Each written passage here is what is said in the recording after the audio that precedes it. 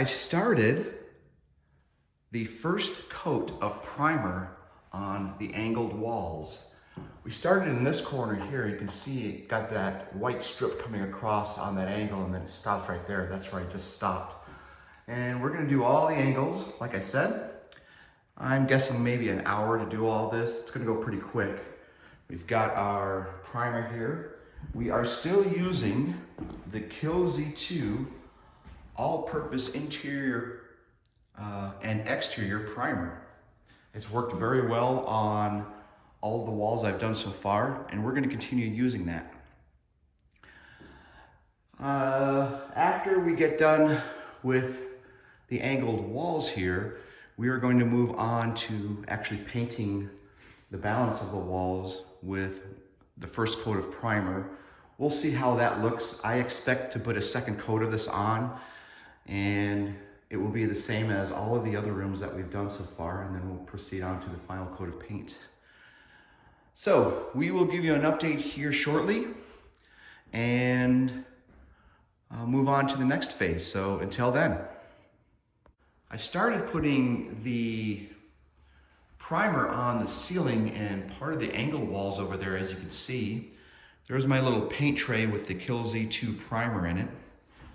And I've got my 3/4 inch nap over there. I've said many times before, I like to use a 3/4 inch nap on my rollers. It puts a lot of paint on the roller, and it just really fills in on all of the drywall and just really puts a thick coat on there.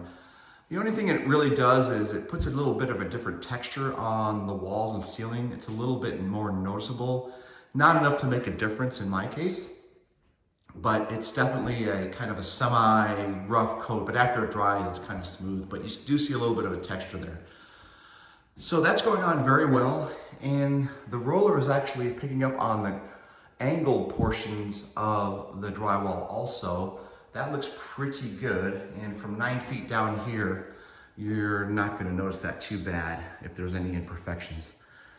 One thing I am noticing is because it's so dry on these walls, drywall, and the joint compound, there's a fair amount of joint compound on the walls, the primer's really soaking in to the drywall, and I'm having to use a lot of primer. And I've got this 5-gallon bucket over here, as you know, and I would not be surprised if we go through this whole 5-gallon bucket in this room to get this completed. But time will tell, and we will find out. What I'm going to try to do here is finish the rest of the ceiling, and then we're going to move on to the walls and sidewalls, and we'll see how it goes. So until next time. I have completed the entire first coat of primer for the main part of the bonus room. Check it out. It looks pretty good here.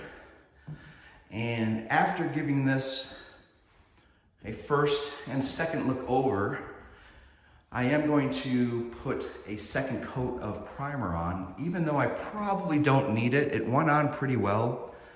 But as I said before, the drywall really soaked a lot of the primer up. And there's a few spots, and I'm sure after it dries completely, we're gonna see those spots really come through the primer. So I'm just gonna go ahead and do a second coat like I had planned to anyways. However, I've got maybe 1/3 of a bucket of primer left with the green spout on it there. And I'm just gonna use the rest of that up, and I'm not gonna buy any more for this room. So whatever's left in there is all we're gonna use for the rest of this room. I'll probably do the same thing, start on the ceiling first. The ceiling came out pretty well. And then we'll just, depending on how much primer I have left, we'll spot check some of these areas. For example, you see that strip right there? Even though it's got primer on it, I'll probably just hit that once or twice. And I won't have to do the corners because I already went over it once, and then when I went back to do the rest of the angled ceiling in this wall, I hit it twice.